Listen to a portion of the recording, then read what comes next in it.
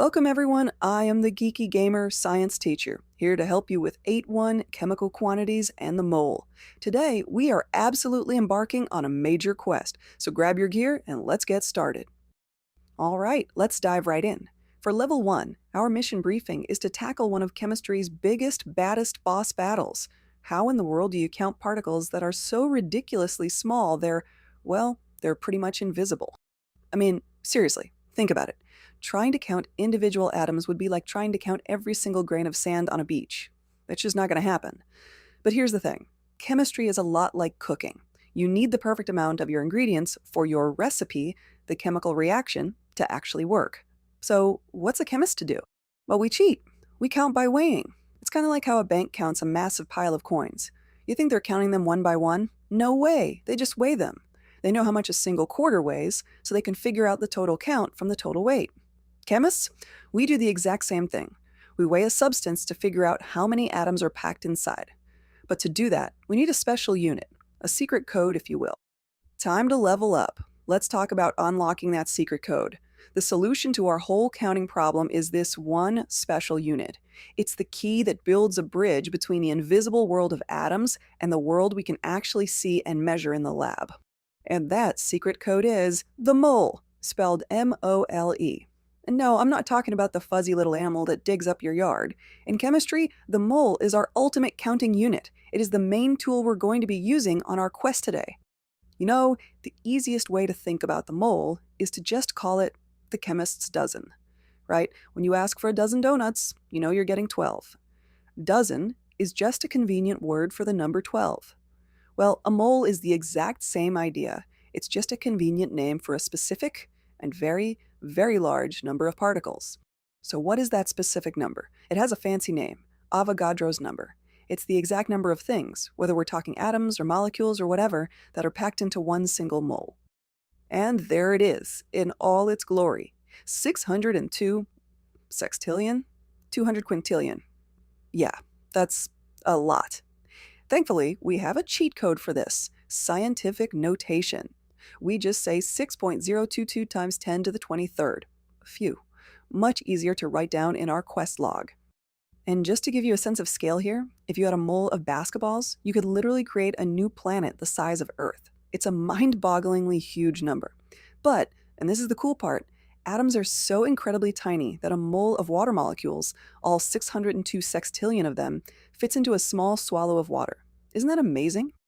Okay, every good quest requires the right gear, and for this mission, our most essential piece of equipment, our legendary item, is the periodic table.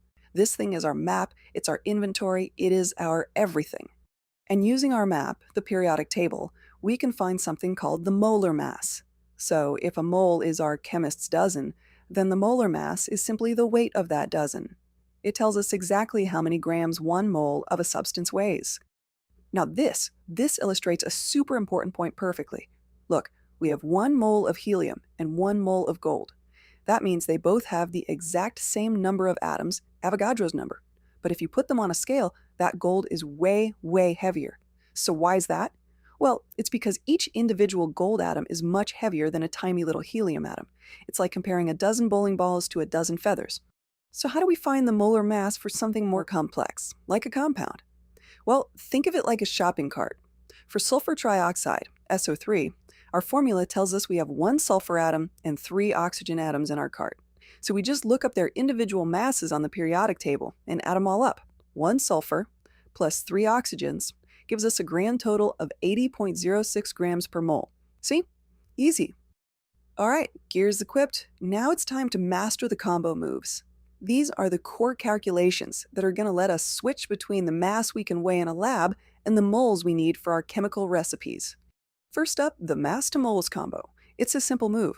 You start with the mass you're given in grams, then you use your periodic table to find its molar mass, and then you just divide your mass by the molar mass. That's literally it. Okay, let's try it out. We've got a silver ring that weighs 21.6 grams. We look up silver's molar mass on our trusty periodic table, it's about 107.87 grams per mole. So we take 21.6 and divide it by 107.87. The grams unit cancels out, and boom! We get 0.200 moles of silver. Quest objective complete. All right, next move, converting moles into the actual number of particles. I promise, this one is even easier. You just take the number of moles you have and multiply it by our big friend Avogadro's number. For example, let's say we have 2.50 moles of helium. We just multiply that by 6.02 times 10 to the 23rd. The moles unit cancels itself out, and we find out we have an incredible 1.51 times 10 to the 24th helium atoms in that little sample. Wow! Okay, team, we've battled giant numbers, we've equipped legendary gear. Now it is time for the final quest review to make sure we've locked in all these new skills. Let's go over the key intel one last time. This right here, this is your ultimate cheat sheet. Just remember the two main paths. To go from the mass you can weigh to the moles you can use, you divide by the molar mass. To go from those moles to the actual number of particles, you multiply by Avogadro's number. And to go backwards, just do the opposite. Master this little map, and you will conquer these calculations every single time. So you see, the mole is your key. It's the power-up that lets you translate between the stuff you can weigh in your hand and the countless atoms where all the magic happens. With this skill, you've totally unlocked a new level of chemistry. So what new recipes are you going to create? Thank you so much for watching. Like and subscribe for more content. It really helps the channel.